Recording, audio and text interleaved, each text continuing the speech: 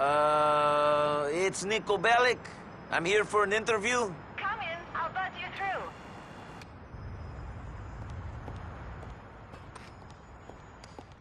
Welcome to Goldberg, Ligner, and Shyster, sir.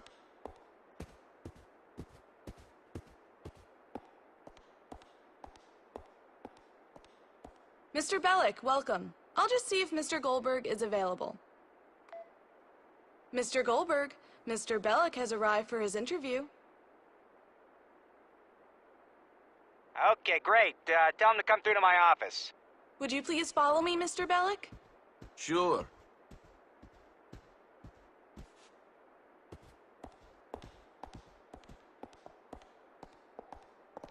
Mr. Goldberg is such a saint.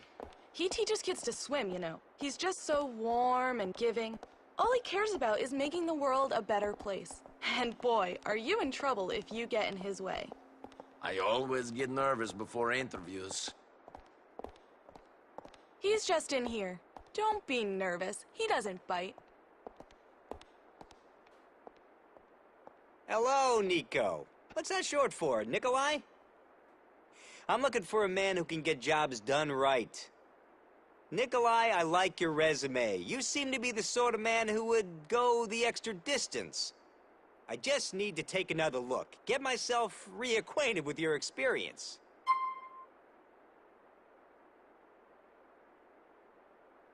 So, you're the sort of man who doesn't wait to get told what to do.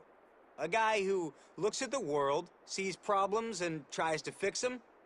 Sure.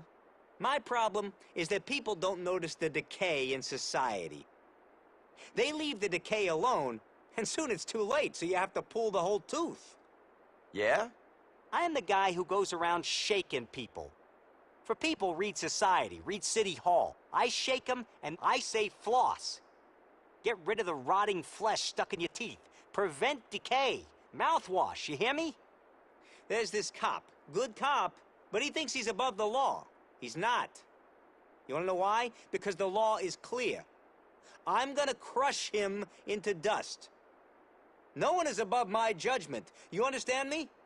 Okay. Here at GLNS, we're pushing things to the limit. We're on the front line, young man. A man I was recently with in this office, in this very room, was murdered. You gotta fight for what is just in this world. You do. Anyway, give me an example of some time where you've worked as part of a team. I work alone. Standing up. Assertive move, right. I like a man who takes control. You got... Whoa, hold on a second there, friend. We're lawyers. We don't need guns. Where are the files for your case against McCreary? Shit, they're on my desk. I never hurt anyone. I wouldn't be here if you'd never hurt anyone.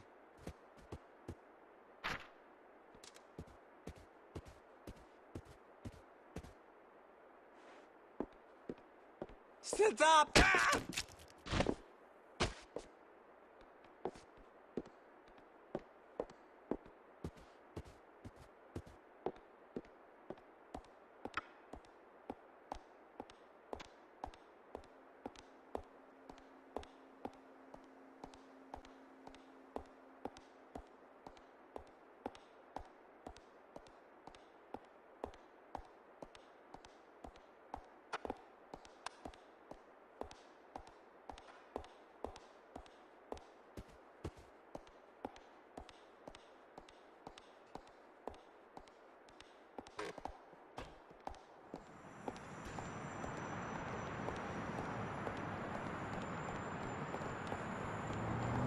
Why you look so nervous suddenly?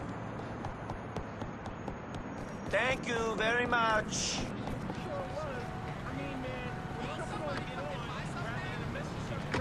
What Judge Grady gave us today was two people being messily separated by lines. Where to? That shit was Galveston dope. Avenue. Cool. I'll take the long Wow, way. I knew it. Tastes just like chicken. Great. See you next time on Just or Unjust. You may value your privacy, but John Hunter doesn't. He wants to install a camera in your bedroom, so every time you jerk off, you have to pay $5.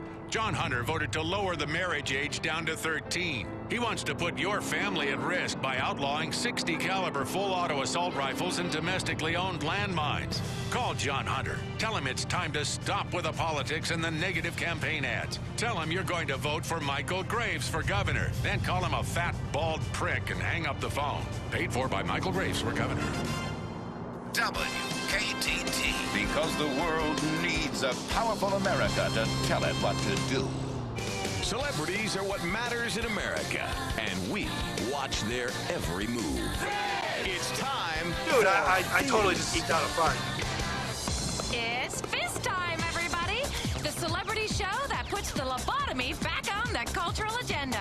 I'm Jane Labrador, and I'm joined as ever by Marcel Lemieux and Jeffron James. And boy, have we got a freshly stuffed show for you today. That's right. Lie on your stomach and bite your pillow, America. Let's find out what's happening in this crazy world of unceasing celebrity banality. Let's get down and dirty. Dragon Brain, the movie billed as more CGI, less story, is sending America dragon crazy. Now, here is a movie only fat trolls from the suburbs could enjoy. A bunch of pale, inbred, religious wackos running around in leather clothing hitting each other with pointy sticks. What are you talking about? It's fantastic.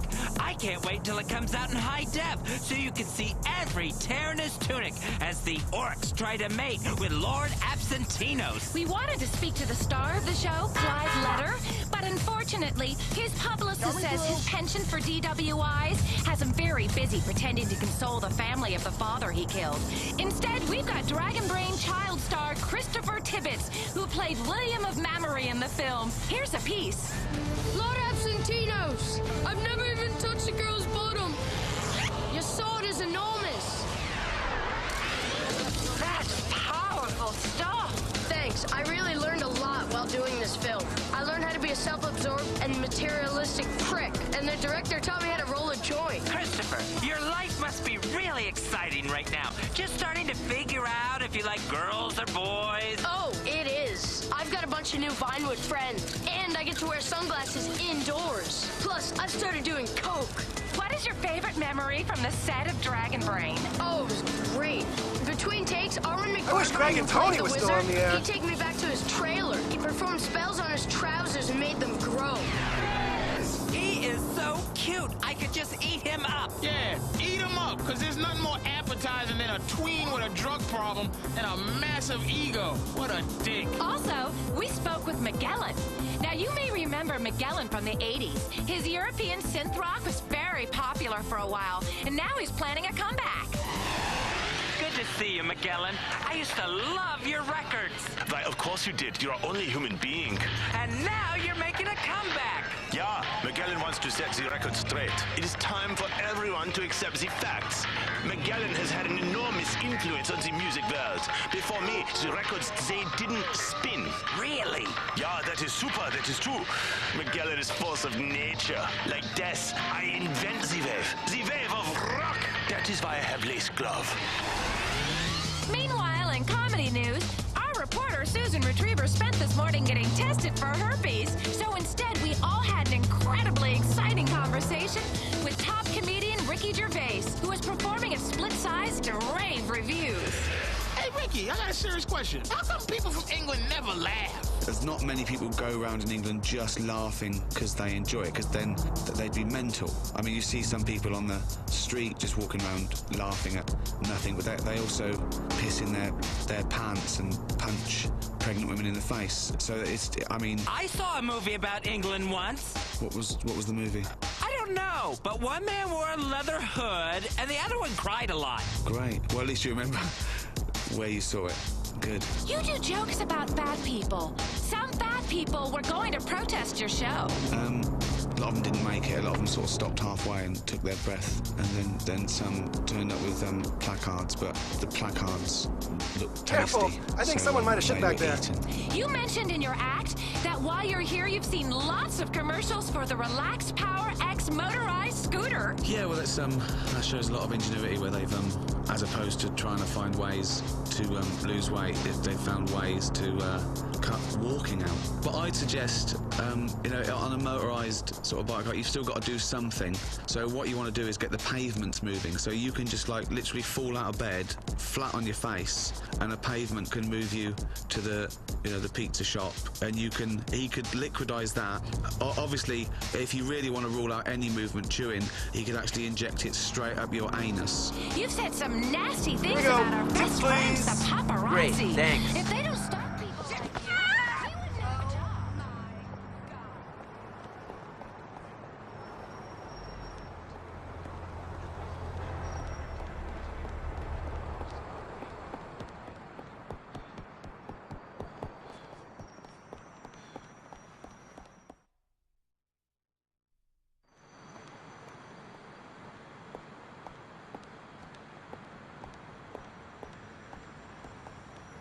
Here are the files.